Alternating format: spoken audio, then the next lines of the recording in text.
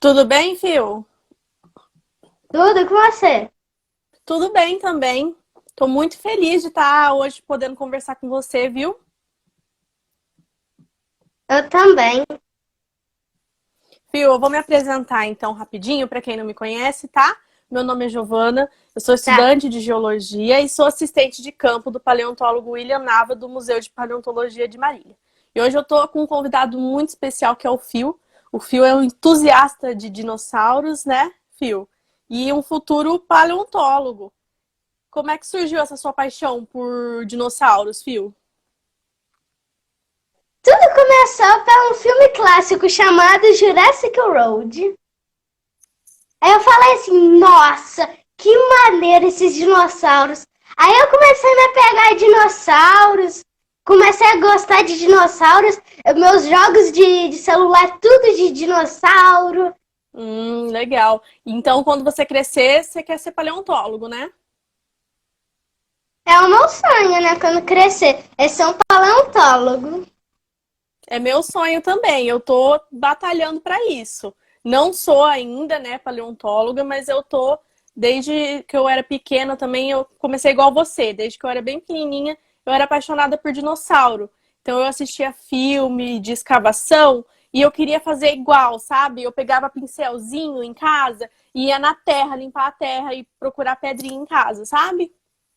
Aí, Uhum. Eu quando lembro eu quando eu fiz. tava Pode Eu falar. lembro quando eu tava lá no sítio do meu avô, eu pegava uma pazinha de brinquedo de plástica que eu tinha, estragava a grama do meu avô quando eu era menor, procurando fóssil assim, ó. Opa, não achei não. Antes de sair daqui eu não tô achando fóssil nenhum não. Ah, mas é bom, você vai treinando, né? É, Deixa eu te contar. Quando eu entrei na faculdade, com 17 anos, eu decidi fazer geologia. Você sabe o que é geologia? A geologia é o estudo da Terra. Então, como a Terra se formou. E aí, na geologia, você estuda tudo. Você estuda desde os vulcões, você estuda os dinossauros, estuda tudo desde o começo. E aí, se você quiser, você se especializa depois em paleontologia, que é o que eu quero fazer. entendi. Entendeu? Então, aí quando eu tinha 17 anos, eu decidi entrar para geologia, porque na geologia a gente tem muito campo, muita saída de campo. Então, e como eu sempre gostei de escavação, eu escolhi fazer a geologia por conta das saídas de campo. Então, desde o primeiro semestre da faculdade, a gente saía, ia para o meio do mato, procurava afloramento de rochas. É uma rocha. Então, quando a gente tem uma rocha que está aparecendo, que está aflorando, que a gente pode explorar ela, a gente chama de afloramento. E são nesses afloramentos que a gente encontra, em alguns tipos de afloramento, que a gente encontra os fósseis, né? Então, é Ah, importante para o paleontólogo sempre procurar um afloramento. E aí, na geologia, a gente aprende o seguinte, Fio, que existem três tipos de rochas. Rochas ígneas ou magmáticas, rochas metamórficas e rochas sedimentares. Você sabe em qual delas que a gente encontra fósseis ou você acha que em todas? peraí, me dá um tempinho aqui pra pensar. Ó, É, ígneas, sedimentares e metamórficas. Não tem problema se errar, tá? tá. Bom, eu acho que são todas, né? Porque eu não sei muito diferenciamento de rochas. Uhum. Não, então, assim, ó. Os fósseis nós só encontramos nas rochas sedimentares. E isso acontece porque as rochas sedimentares, elas são feitas através de sedimentos, né? Como o próprio nome diz. Então tá assim, ó. Um dinossauro tá vivendo lá, a vida dele tranquila, aí ele morre. Quando ele morreu, ele foi soterrado. Então veio um monte de terra para cima dele e foi soterrado, sabe? Como se tivesse sido enterrado. Esse sedimento que foi para cima dele, depois vai endurecer. Quando ele endurecer, vai virar rocha. Então, as rochas sedimentares nada mais são do que, do que terra, né? E sedimento e mistura de seres vivos, como os dinossauros, que endureceu. Então, é por isso que a gente encontra dinossauros nas rochas sedimentares. Então, Fio, sempre que a gente vai fazer uma exploração, a gente tem que procurar uma rocha específica, que é a rocha sedimentar. E aí a gente estuda a idade da rocha, quantos anos ela tem, que tipo de ambiente que era aquele, né?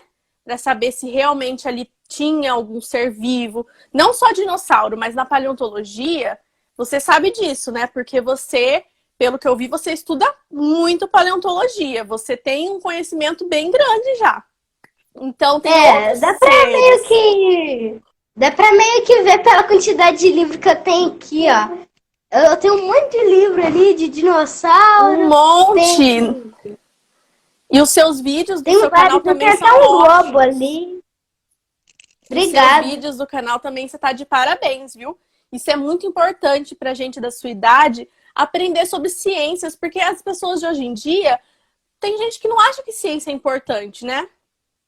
Tem gente que nem Mas sabe é que os muito. dinossauros existiram. É muito importante. Então é muito importante isso que você tá fazendo, de divulgar a ciência. Você tá de parabéns, viu, Fio? Também, né? Como é que a pessoa vai saber de ciência, né? Como é que a pessoa vai saber de ciência, de estudar? Para estudar o básico, assim, você precisa de estudar ciência. Exatamente, porque a ciência é o começo de tudo, né? É. E, Fio, você tem alguma dúvida sobre como nós fazemos as escavações dos dinossauros? Porque, assim, como eu falei para você, eu sou assistente de campo de um paleontólogo. Então, sempre que ele vai fazer campo, eu tô em campo com ele, eu ajudo ele e nós já fizemos várias descobertas juntas. O que que você mais quer saber, assim, sobre como funcionam essas escavações? Eu quero saber, na verdade, se você deixar, eu quero saber duas perguntas. Quantas você quiser. Se pode pegar assim, quebrar tem que ser de um jeitinho certo, pode ser de qualquer jeito, quebrar a rocha. Não, então, é assim, ó.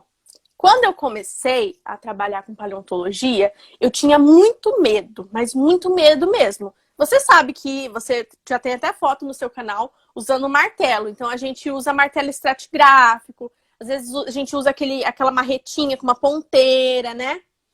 E quando eu comecei a trabalhar com isso, eu tinha muito medo de bater errado e quebrar algum material. Imagina eu estragar um osso de dinossauro.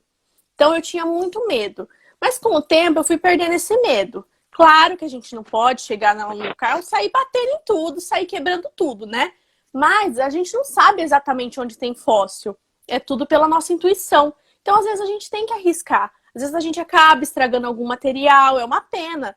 Mas acontece, né? É importante a gente arriscar para procurar os materiais, senão a gente não vai achar nunca, né?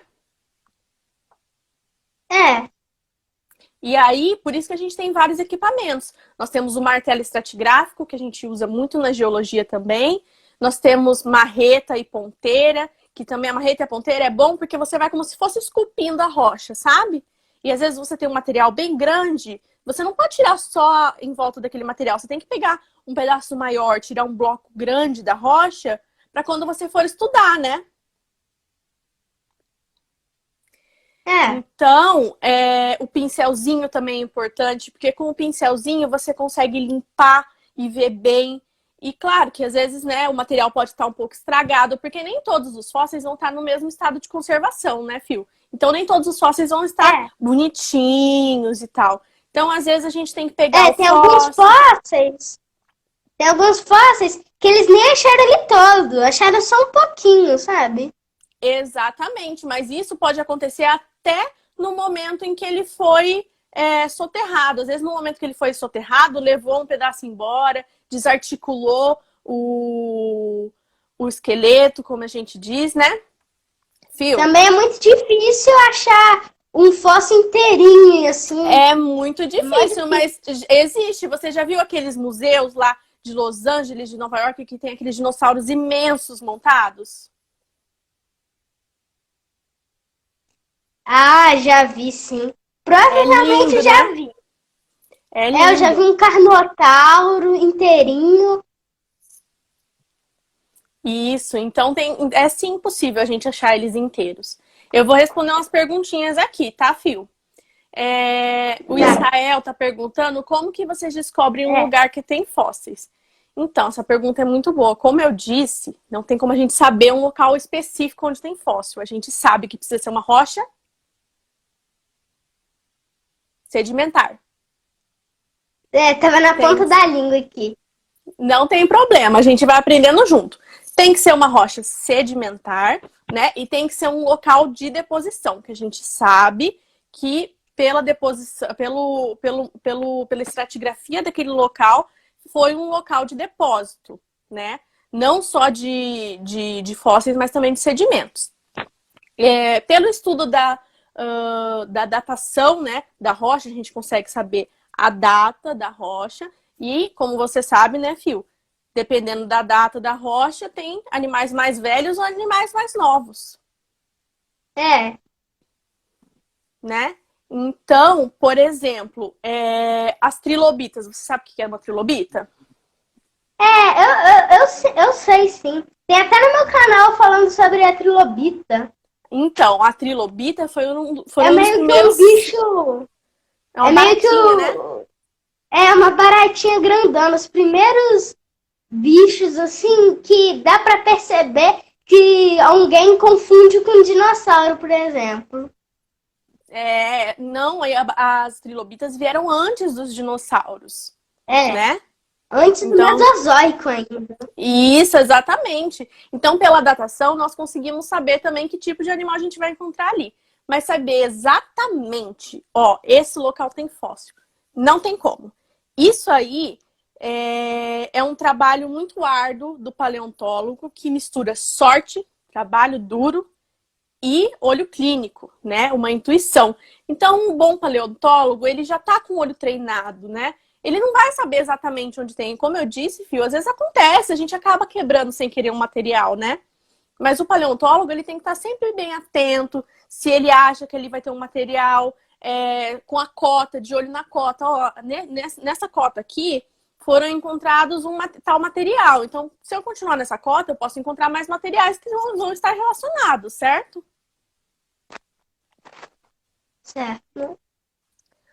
O Jonas Torres perguntou se eu já fui para algum lugar que teve... É meu pai falando. É seu pai.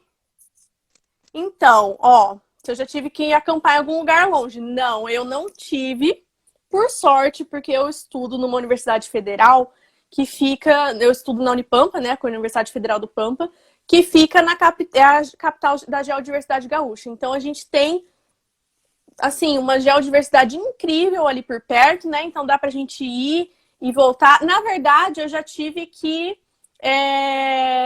dormir fora, sim, mas a gente acabou ficando... A gente teve a mordomia de não dormir em barraca, a gente teve mordomia de dormir em pousada. Mas tem muitos paleontólogos, muitos geólogos que passam semanas e até meses dormindo fora em barraca para fazer uma expedição.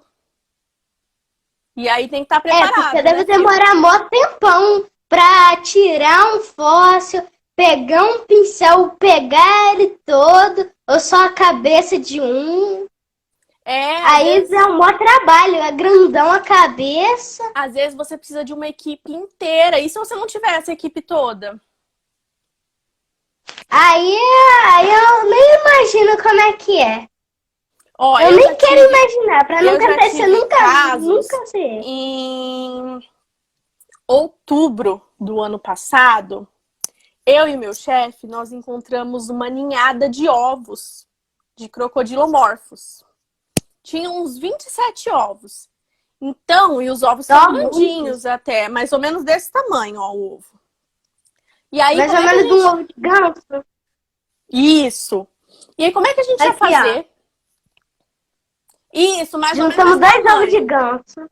Exatamente. E aí, como é que a gente ia fazer para retirar uma ninhada de 27 ovos sem danificar só nós dois? A gente teve que correr atrás de uma equipe, e aí a equipe trouxe uma britadeira e a gente precisou da ajuda da britadeira. Às vezes precisa da ajuda até de trator. Não, precisou de um monte de gente ali. Precisa, então. Então a equipe depende. Isso que não era um esqueleto de dinossauro, né? Eram só alguns ovos. Imagina se fosse um esqueleto gigante de dinossauro, quanto tempo não ia demorar? Nossa, ia demorar mó tempão. Ia demorar mais de um ano. Isso. Tem paleontólogos que passam anos para retirar um esqueleto. Ó, o Israel Eu tá imagino. perguntando se no Brasil tem fósseis. Tem sim, inclusive Tem tem uma Saturnalia, Irritator, Baryonyx. tem Ó, uma Baryonyx não, diversidade, tá vendo? tem uma diversidade muito Como é grande que é de mesmo? fósseis.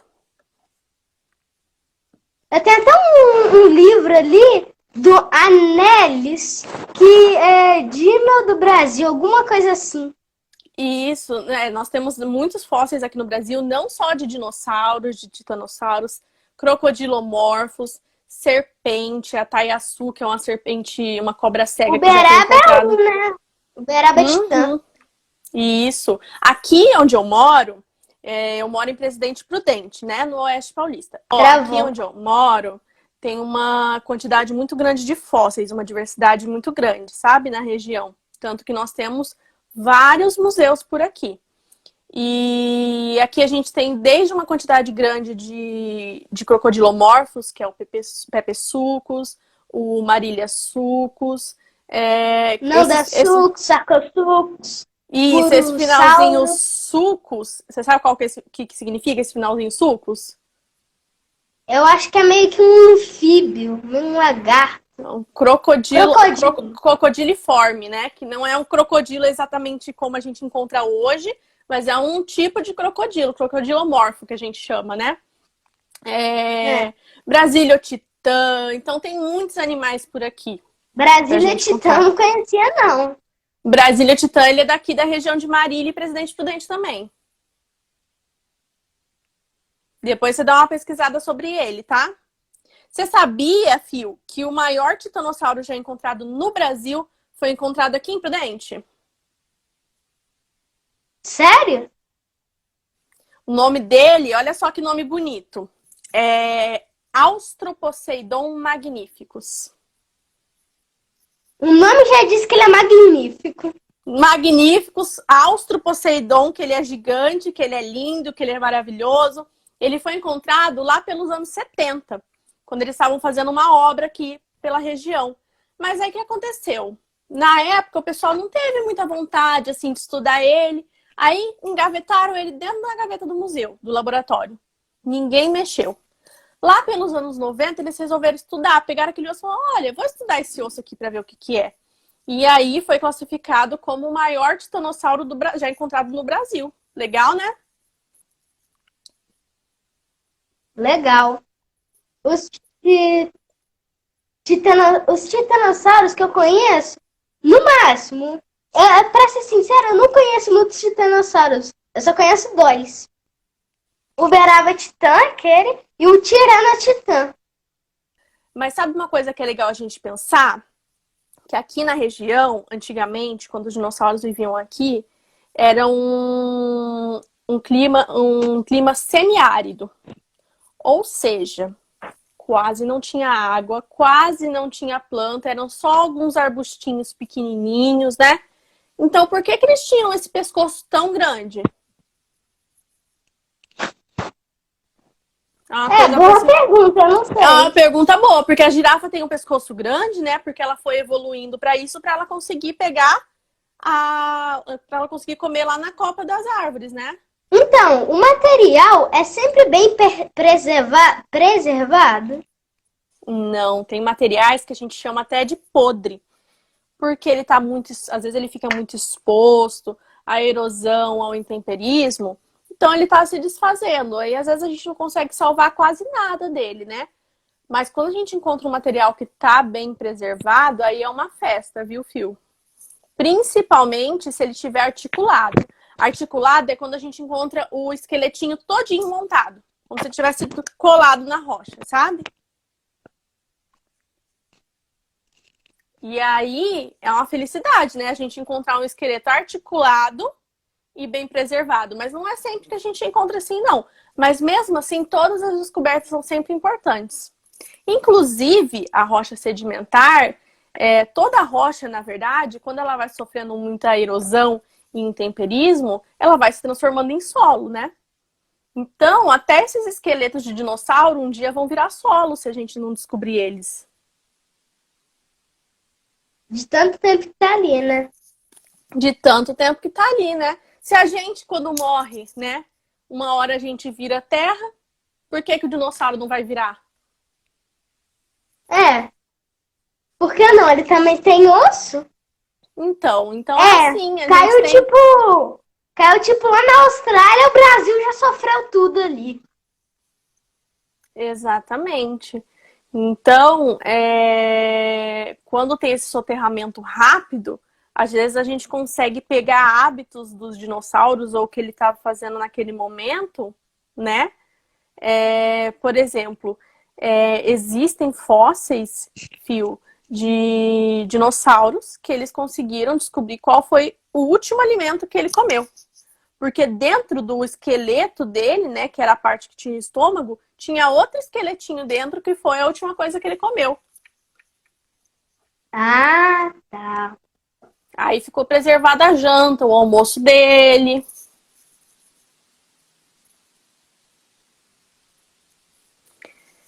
E o que mais que você Então, quer saber em relação sobre as escavações, as descobertas dos na dinossauros? verdade, eu tenho uma coisa pra te falar. Eu não tenho aqui. Tá vendo? Eu tenho aqui um fóssil real assim de um mesasauro. Só que eu não posso tocar ainda porque eu tô sem luva. Mas a minha intenção é entregar pra UFV, alguma coisa assim. Pra ir pro museu, porque aí eu vou ter que pedir alguém de estudar. Olha, era assim. Por causa que tá na minha casa aqui, ó. Tá até ali, ó. Um desses ali. Aqui, ó. Vou pegar aqui pra mostrar. E de onde que é esse fóssil, Fio? Da onde ele foi encontrado? Foi no Brasil esse fóssil. É brasileiro aqui, ó. Nossa, que legal! E parabéns pelo que vocês estão fazendo, viu? Estão cuidando bem do fóssil para que ele seja estudado, né? Tem até aqui, ó. Tem dois dinossauros aqui, a Blue e um sauro. Tá vendo? Viu? Saurópode. Isso que dá. Vamos falar que é um argentinossauro aquilo ali. Tá ali cuidando dele. Que legal, mas isso aí que você está fazendo, você está de parabéns. Isso é muito importante, né? Porque as pessoas às vezes ficam com fósseis em casa, mas o fóssil às vezes não foi nem estudado. E aí como é que a gente vai catalogar o fóssil, né? Se ele não for estudado. O Henrique tá falando que no cocô também Henrique descobrimos Zimmermann. o que eles Eu faço live com ele. Isso, você conhece ele. Lembra que eu te falei dos coprólitos? Uhum. Então, por que os coprólitos são importantes? Porque às vezes a gente consegue descobrir os hábitos alimentares do ser que fez aquele coprólito por esse cocô, né? Então, já encontramos Por coprólitos. exemplo, lá, um Triceratops foi lá e fez um cocô dele. Eu tô parecendo que eu tô falando daquela cena do Jurassic Park. Que a mulher coloca a mão dentro do cocô do Triceratops grandão. Aí, lá, por exemplo, tem uma planta. Aí dá pra ver o que ele comeu no final. Quando ele morreu ali, pum, cagou. Isso, mas até animais pequenos, coprólitos pequenos, como coprólitos de aves, a gente já encontrou, por exemplo, escamas de peixe. Então imagina, um cocôzinho desse tamanho da ave, ela comeu o peixe e a escaminha do peixe ficou presa lá dentro. Mas obrigada, viu, Fio, por você ter participado. Você está de parabéns pelo seu canal. Então, gente, quem não conhece o canal do Fio, mas eu já tô vendo que você tem muitos, muitos fãs, né, Fio? Quase 4 mil, tenho 3.500 fãs inscritos, né? Não sei se eu posso chamar de fãs. Fã sim, você tá de parabéns. Eu sou sua fã, viu? Você tá de parabéns, o que você tá fazendo é muito importante. E você sabe muito pra sua idade, viu? Ó, a Rosilene tá pedindo pra eu deixar o meu Insta é Paixão de paixão, MX Giovana com 2 N. Isso é meio complicado, mas... Um beijo, Fio. Obrigada e até a próxima, viu? Até a próxima. Tchau. Tchau.